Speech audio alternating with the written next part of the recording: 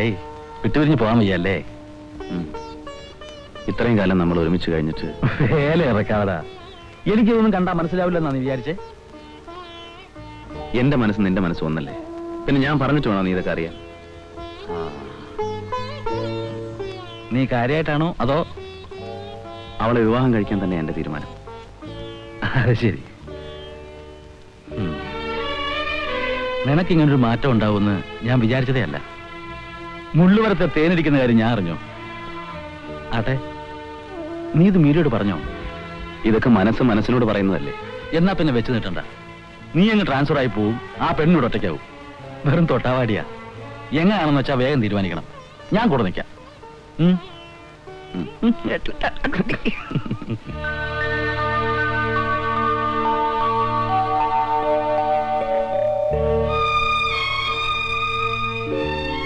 ഓർമ്മ വെക്കുമ്പോൾ ഞാൻ അനാഥാലയത്തിലാണ്. അച്ഛനും അമ്മയും വീടുമൊക്കെ വെറും സങ്കല്പങ്ങൾ. രാത്രി വിശാലമായ ഹാളിൽ നിരത്തിയിട്ട കട്ടിലുകളിൽ ഒന്നിൽ ഉറങ്ങാൻ കിടക്കുമ്പോൾ കണ്ണിൽ വരുന്നത് ഉറക്കമല്ല, കണ്ണീരായിരുന്നു. എന്താ മേരെ ഇത്? അതൊക്കെ മറന്നുകളെ. എങ്ങനെ മറക്കാനാവും നന്നിട്ട? ഈ സ്നേഹത്തിന് മുന്നിൽ ഞാൻ തളരുകയാണ്. ഒരു അനാഥയുടെ മനസ്സ് എന്നും എപ്പോഴും കൊതിക്കുന്നത് ഒരിറ്റ സ്നേഹത്തിന് വേണ്ടിയാണ്. അച്ഛനമ്മമാരുടെ കൈകളിൽ തൂങ്ങി ചിരിച്ചും കളിച്ചും പോകുന്ന കൂട്ടുകാരികളെ ഞാൻ കൊതിയോട് നോക്കി നിന്നിട്ടുണ്ട്.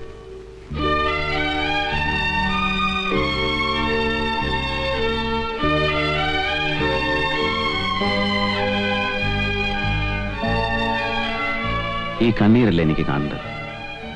നീരതൊക്കെ മറന്നു കളയണം.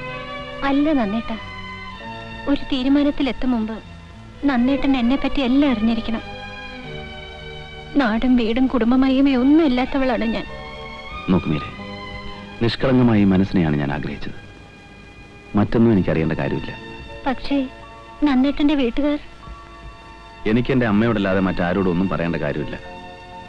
അമ്മയ്ക്കാണെങ്കിൽ ഞാൻ വിവാഹം കഴിക്കാത്തതിലുള്ള ദുഃഖമേ ഉള്ളൂ. എന്റെ ഇഷ്ടത്തിന് അമ്മ എതിര് നിൽക്കില്ല.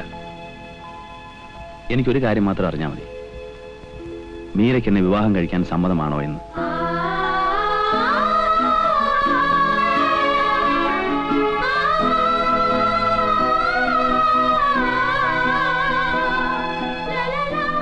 ഭൂമിക്ക് അനുഗ്രഹം കിട്ടിയ പോലെ എന്റെ അവസ്ഥ. നന്ദി പറയാൻ കൂടി കഴിയാതെ